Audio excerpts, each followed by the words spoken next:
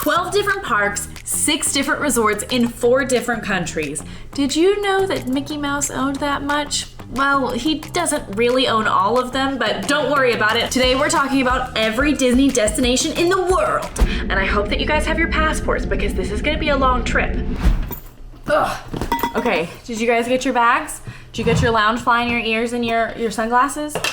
Because we're getting started. And we're starting off first with the OG, of course, Disneyland in Anaheim, California. So Disneyland Park actually consists of 2 different parks. The OG Disneyland, which opened in 1955 and was built by Walt Disney himself for parents and kiddos to have a place to go together. And the whole idea of Disney was born and made into Disneyland. It is the OG. It's the one we all love, Disneyland. The other park over at Disneyland Resort is going to be Disney California Adventure. Now this one opened a little bit later. It opened in 2001. And essentially it is Disney's tribute to all things California. And it features a lot of Marvel, Pixar, and Cars and things like that. So it's more of a broader one, tribute to California, that has developed into a lot of that famous Disney IP that we all know and love. This is my preferred, this is my number one that has my heart. But to make things a little bit more interesting, as I'm kind of telling you, we are going to be ranking all of the different Disney castles at each theme park. So every single Disney park or resort has their one castle. We're talking icons, major show-breaking, ground-stopping, never been done before castles with the big C, castles. And Disneyland's, well, it's Sleeping Beauty Castle. It's the OG. It's a little bit smaller, and unfortunately, it's a little bit lower on the list. But I'm not going to tell you the final rankings until we're through all of this. Sleeping Beauty Castle, it's beautiful, it's perfect, it's sentimental, it's Walt's. However, it's small. Like really, really small. And the idea behind that was that Walt wanted something that felt personal to people, that they could kind of take ownership of and feel connected to, so he made it smaller. That being said, compared to the rest of the castles, it's just not as exciting. But you can go in, you can check it all out, you can go through a Sleeping Beauty walkthrough where it tells you the story, and it's really beautiful. We're not gonna go crazy in depth for all of these, it's really just to let you know what's out there, and it's kind of a taste of that. So Disneyland, it's Disneyland. It's not called Magic Kingdom. I didn't learn that until I was older, so it's okay if you didn't know that. Let's move on. Next up is my home, the place that I literally live, Walt Disney World. Disney World is comprised of 4 different parks, but it originally opened way back when in 1971 with the Magic Kingdom. So Magic Kingdom was the first Florida Disney location. That's where you're going to find kind of, not an exact copy, but a lot of the same Disneyland things. So the castle's gonna be there, Small World, Pirates, a lot of that OG Disney magic, the things you think of when you think of Disney, that's Magic Kingdom. Now this one was conceptualized by Walt Disney, but unfortunately he did not live to see it completed. He did get to buy the land, he started a little bit of it, but did not make it all the way to the end. So this one was actually finished by his brother, Roy O. Disney. And originally, fun fact, it was just gonna be called Disney World, not Walt Disney World, but Roy changed it to honor his brother. When we're gonna talk about Walt Disney World Castle, in my opinion, when you think of a Disney castle at a theme park, this is the one that you're thinking of, okay? It is perfection. However, it recently got a paint job. It got a new pink paint job. And frankly, that's why it's not gonna be as high on the list as you might think. That paint job did a lot for people. I think it's beautiful and lovely. I do not think it is Cinderella Castle anymore. And also, I'm gonna say this, you can't really go inside of it. You can in a way, you can go to Cinderella Royal Table. However, that's a very expensive option just to kind of look out some windows. So it's not gonna be as high as you would think. The second Walt Disney World park is Epcot. Now Epcot opened in 1982, and this was actually also conceptualized by Walt, although it is quite a bit different than what he really wanted it to be. So Epcot is experimental prototype community of tomorrow. Walt's idea essentially was a livable community where people worked and lived and stayed and everything was right there for them. If you know anything about Epcot, that's not really where we got with that. It didn't really end up becoming that, but in a way, a lot of it was about people and how we live. And I think that a lot of the core of Epcot is still that. It takes you around the world. It shows you new worlds of celebration, discovery, nature. I mean, the whole thing is about learning and growing and just having a good time while you're doing it. And I think that that is still the heart of Epcot. Plus, you're gonna find a lot of really fun and exciting stuff there, like Test Track, Guardians of the Galaxy Cosmic Rewind, a lot of famous Disney World staples, and lots of food and drinking around the world. A lot of people maybe haven't heard of Disney per se, but they've heard of drinking around the world. And that's where you can do that. Now, after Epcot, we kind of settled down for a little bit. We didn't really open much for a few years. For a while, Magic and Epcot, they were carrying everything on their shoulders. They're the women who built me.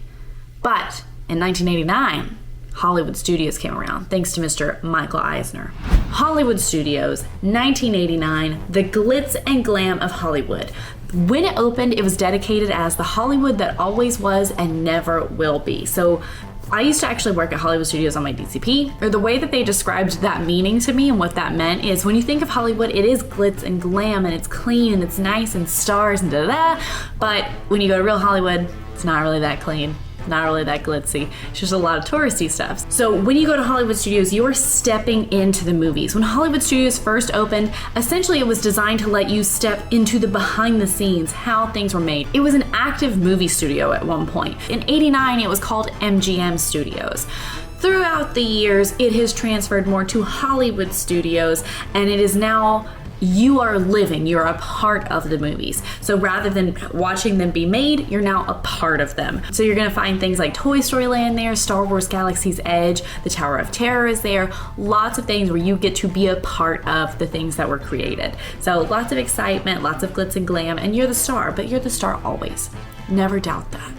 And then finally, to round out Disney World, we're wrapping it up with the wildest part. If you don't get the joke, it's because it's Animal Kingdom. Animal Kingdom opened in 1998 as the last of the parks here in Walt Disney World to open, where you're gonna find a lot of really fun and exciting rides, but then you're also gonna learn about conservation and see live animals and have like a really exciting, close personal experience with those animals. So this is where you're gonna find things like Flight of Passage, Pandora, Everest, and Dinosaur, RIP Dinosaur. It's not sticking around forever, but it's still there for now. And then things like Kilimanjaro Safari, where you're gonna be the closest you're ever probably gonna be to giraffes and elephants and gorillas and like really, really cool stuff. This is sadly one of the least popular parks, but I think that it's absolutely amazing. And also it's my husband's favorite. So I'm there quite a lot. And it's nice and a lot of fun. And the food is seriously underrated. I'll say that. So that's it. That's the US parks, right? Okay, now it's time to grab your passports, all right? Because we're talking Tokyo Disney. Do you guys remember when I said in the beginning that Mickey doesn't really own all of these?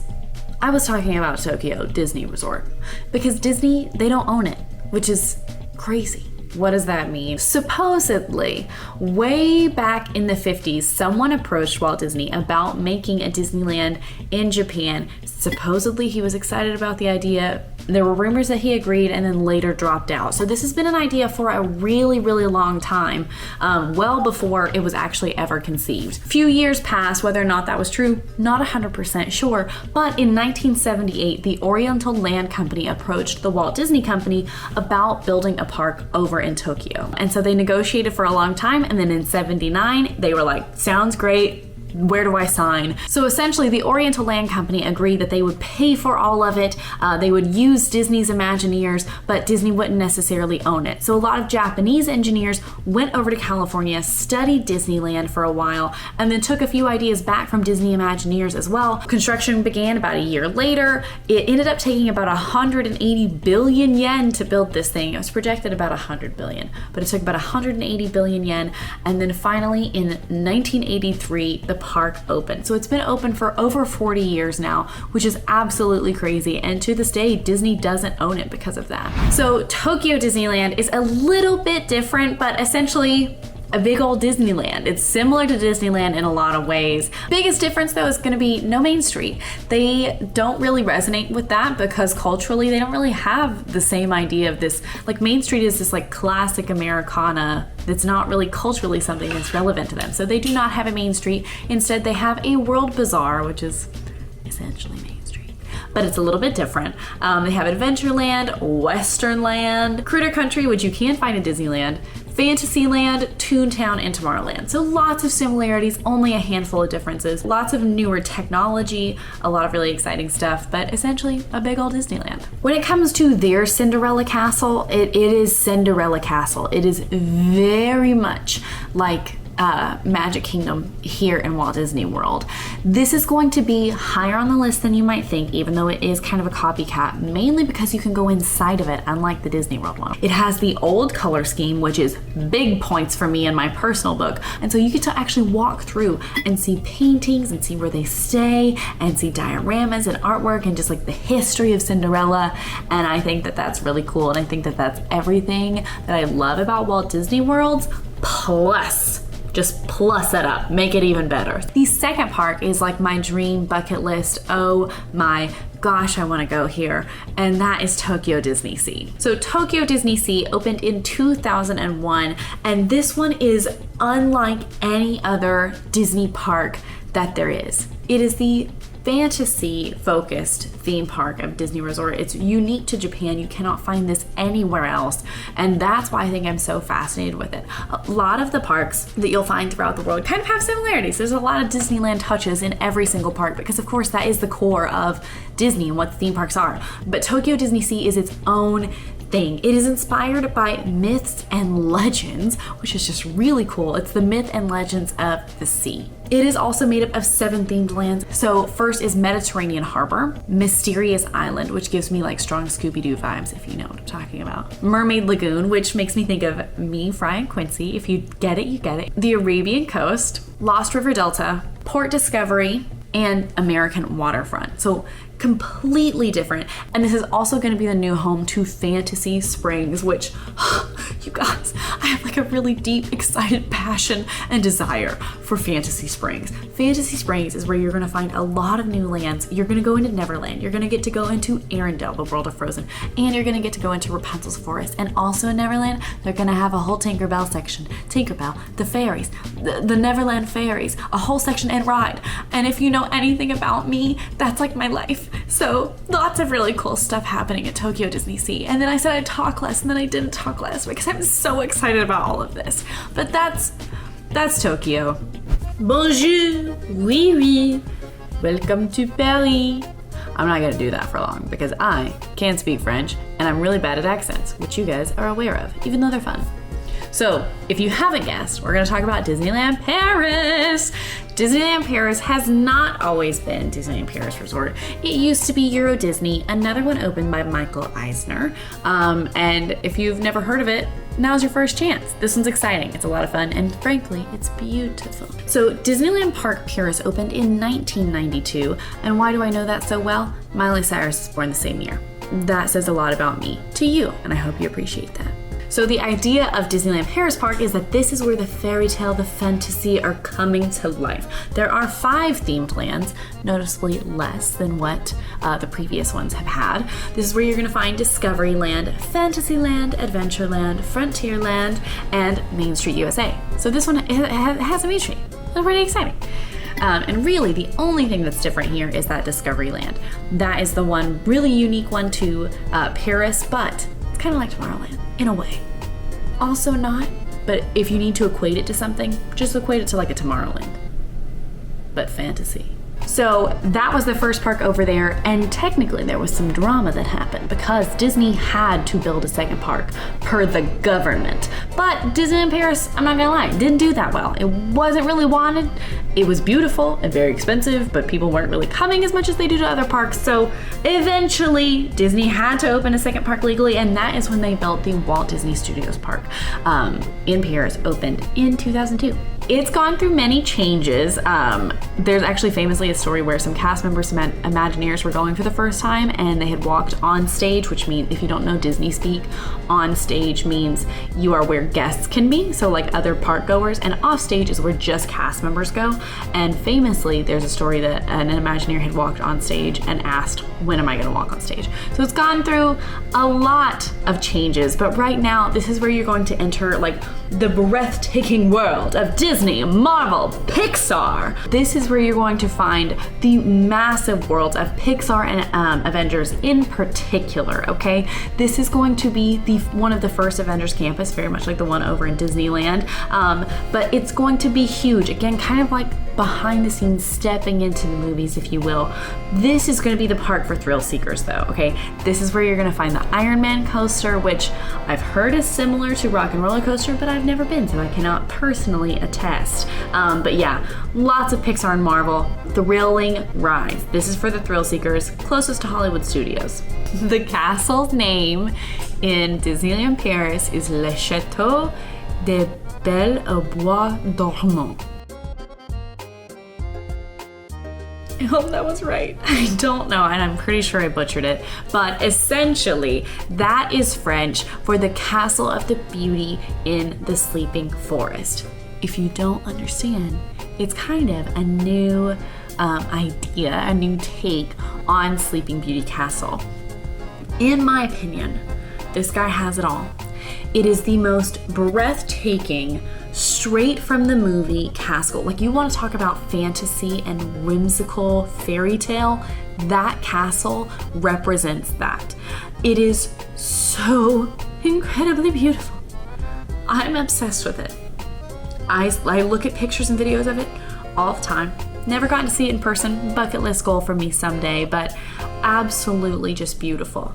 Plus, there are 2 walkthrough attractions. You heard me right, 2. The first is you get to walk into a dungeon.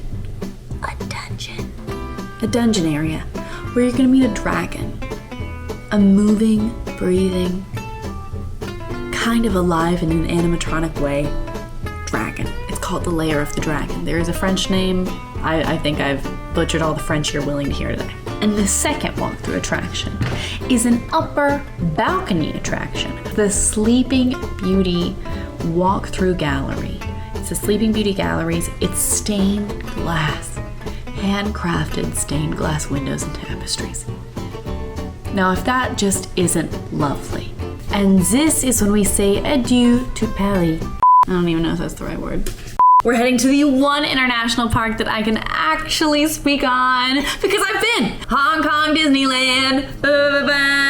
I'm so excited. I love this one. Now, this one opened in 2005, and this is literally a copy of Disneyland. Like, the whole goal was to literally copy paste Disneyland. However, it's slowly growing into much more. They've changed a lot of things. They've added their own version of Toy Story Land, but they also recently just opened the first ever World of Frozen, which was absolutely incredible. I cried, and if you want to see the full coverage of it, it's on the channel right now, and you can go check it out. If we're doing quick talk, which I've not quick talked anything, that's all there is about Hong Kong Disneyland. Easily the smallest, very cute, but yeah.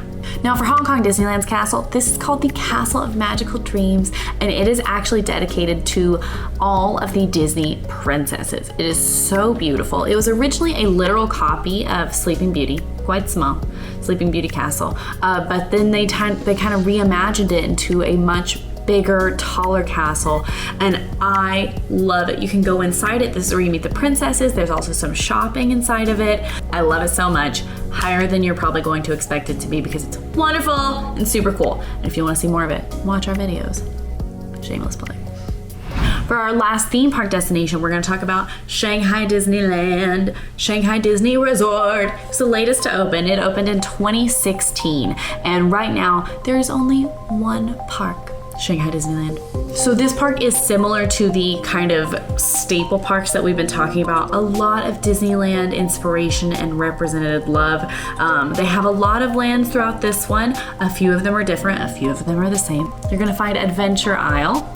You're gonna find Gardens of Imagination, Mickey Avenue, which I think is just adorable and so sweet, Tomorrowland, Treasure Cove, and Fantasyland. And they've also recently added Toy Story Land as well as City of Zootopia, which is the most recent brand new land to open anywhere in the Disney World.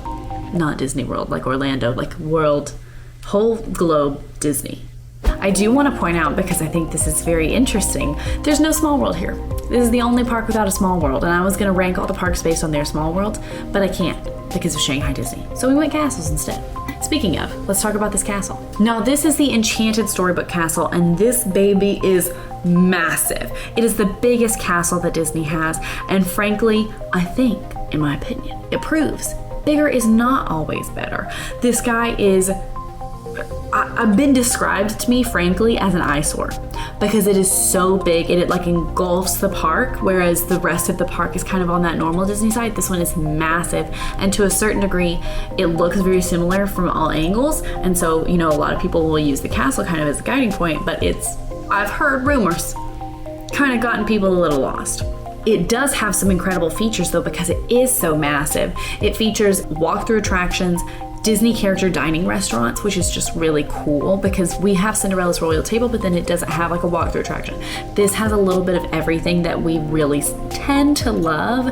There's also a boat themed attraction in the castle. It's called Once Upon a Time Adventure. That's massive. There's a lot of stuff to do in there. And frankly, I'm very excited about that. But visually, probably not my most exciting castle because it is a lot of the same. Where do the castles land? So in last place, which is kind of crazy, is actually the Enchanted Storybook Castle. Mainly because it's the only one that I've heard anything negative about. I'm so sorry, girl. You have the makings of everything I want, but you're just a little too big. Next up, Cinderella Castle. Absolutely so beautiful, but there's not as much to do in it compared to the other ones, and also the paint job just doesn't look as good. Next up, Sleeping Beauty Castle in Disneyland. It is on the smaller side, but it's also the OG. It's Walt's personal castle, and because of that, it's gonna be a little bit higher, and the Sleeping Beauty walkthrough is absolutely incredible, and you absolutely should do it. Next up is Castle of Magical Dreams in Disneyland Hong Kong. It is on the cusp of being everything I think you want, plus incredibly beautifully detailed. My number 2 is gonna be Cinderella Castle in Tokyo because it's everything we love about Cinderella Castle here in Orlando, plus a little better. But that leaves our number 1 being Disneyland Paris Castle. It is everything I've ever wanted. I want to live in it. When I pass away, scatter my ashes in it. And I hope to see it in person one day. I think it's lovely. So it's going to be number 1. Disney isn't just theme parks. There's so much more. So let's head out. Maybe we'll meet up with a friend or two and talk about our next adventure. You guys, did you get your luggage? Our Adventure by Disney leaves right now.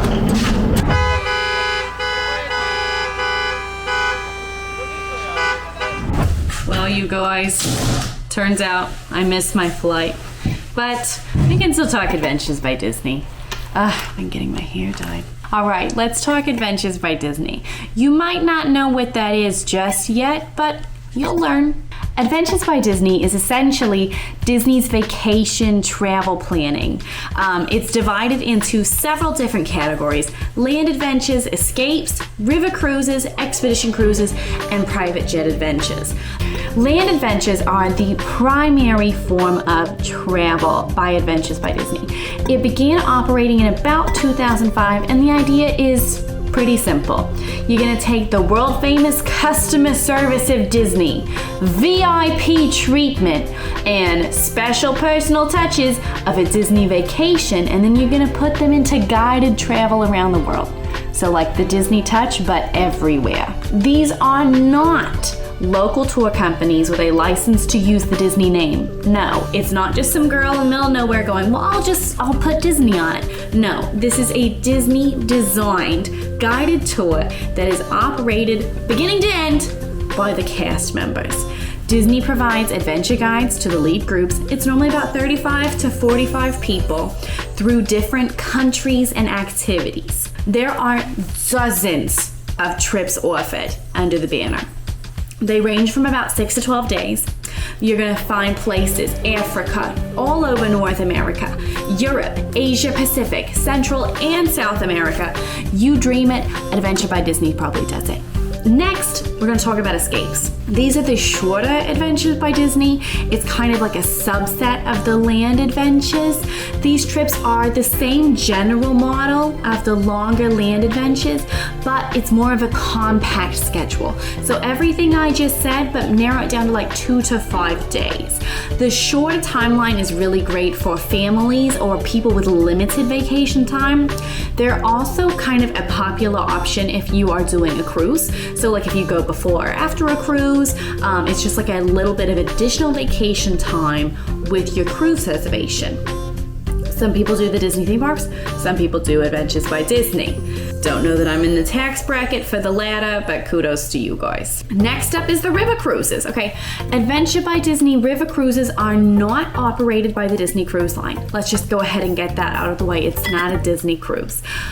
Really, the river cruises are like chartered excursions through a different company that Disney has kind of partnered with. It offers a lot of the same elements as the land adventure, kind of that Disney employee guide adventures, you know, the things like that. It's family-friendly activities and exclusive access to different area attractions, but they use a luxury river cruise ship as your hotel and kind of as a means of travel throughout the trip. So essentially, you're on a floating hotel. That's pretty darn cool, I'll say it. Next is Expedition Cruises. They are the newest addition to the Adventures by Disney portfolio. They started offering them after the pandemic around 2021. So the river cruises kind of focus on arts and the culture and things like that of European cities. Expedition cruises are really more about exploring nature, exotic locations, think like Galapagos Islands, Antarctica. That's really your expedition cruises. These Disney Expedition Cruises also include the services of a shipboard naturalist to help tell guests really what they're seeing. So somebody who's on board letting you know, hey, it's an oak tree. It's probably more detailed than that, but you know what I mean. Guests are, again, they're not on the Disney Cruise Line ships, but again, those ships that are operated by cruise companies that specialize in these expeditions. So really partners working together. Oh, back to the way it used to be in the company. Partners. Now finally, the last category is for the who's who of Disney adults, and that is the private jet adventures. Ladies, if you've ever wanted to wonder where your next rich partner was coming from, try and book yourself a private jet adventure because you'll find probably a lot of very wealthy people. This was announced in 2022 with a schedule of a 2023 inaugural voyage. Adventures by Disney kind of experimented with an elite, that's the word they're using, form of travel, focusing on private jet travel around the world. Passengers aboard got to have a VIP configured private jet and experience through a dedicated flight crew. Disney employed adventure guides, of course, they're on every trip, and adventure leaders and a host, and they went on a journey that was several weeks long. It was called Disney Parks Around the World, 24 days and 23 nights. You went to Anaheim Disneyland Resort, San Francisco, Tokyo Disney Resort, Shanghai Disney Resort, Hong Kong Disney Resort, Cairo, Paris, Disneyland Paris Resort, Orlando, and other places. I guess you're sensing the same theme that I am. I mean, the dream. Kudos to you if you got to go. And if you ever need a personal assistant on your next one, Uma's available. Adventures by Disney also offers exclusive groups like adult exclusive departures and private adventures. Now, obviously, these are adult-only experiences or private adventures for groups of up to 12 people. But yeah, that's it. Adventures by Disney. And also, turns out, my flight got rebooked to right now. That's all the time I've got for you. I have to go. What just happened? How did I get in this jacket? Let's talk about the other Disney properties you can find. Hi, my name's Pepper, and today I'm going to be telling you about the other Disney resorts you can find around the world. I really wanted her to do one, but I think I may have traumatized her. So she's not actually going to tell you about the other Disney resorts, but Pepper's with me. We're going to talk about all the other places you can go for Disney that aren't necessarily into the categories that we already talked about. And spoiler alert, they're mainly beaches. So the first you're gonna find is called Vero Beach. It's here in Florida, and it is a DVC property. So if you don't know what DVC is, that's the Disney Vacation Club. It's the first ever DVC resort that's outside of Disney World, and it opened in 1995. And it's essentially a beach resort. Lots of fun. So if you're like, hey, let's go to Florida and Disney, but not the theme parks, they have another option for you, which is, I think, really considerate. Next up is Hilton Head Resort. It opened a year later in 1996. It's in South Carolina, and again, it's a beach resort. It's a beachside resort, and I think that's a lot of fun. And if you didn't know, essentially it was kind of Disney's halfway point. So if you're traveling way up and you need a place to stay for the night, Hilton Head's a pretty good option. Now this third one is a bucket list for me, and that is Aulani. So Aulani is Disney's DVC spot over in Hawaii, and it opened in 2011. It's a Disney spa and resort, absolutely gorgeous, and a main Imagineer on it was Joe Rohde, who did mainly all of Animal Kingdom. So really beautiful, and it's over in Hawaii. And yeah, that's pretty much the three.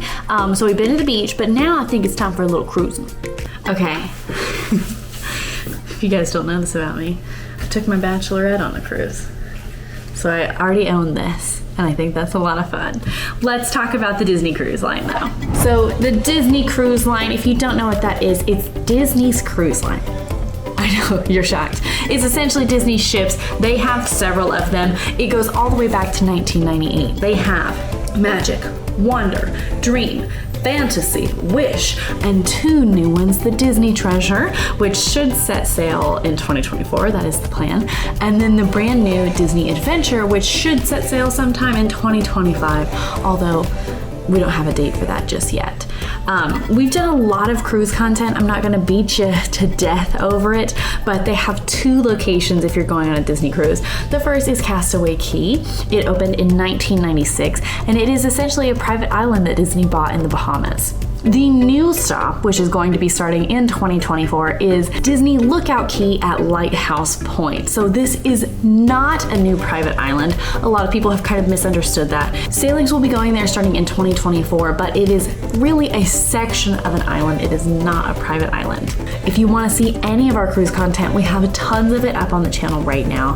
Very fun, very exciting stuff. So yeah, go check all that out. And with all of the wig, ear, hair, and accent changes, that's it. It's a lot. There's a lot of Disney that you might not have known about until today. It is literally all over the world, and that's good for me because I plan on traveling and I like a little Disney where I go. If you guys like this video, go ahead and like and subscribe. Now go check out Disney World 101, where you can learn everything you might need to about Disney World. I'll see you there.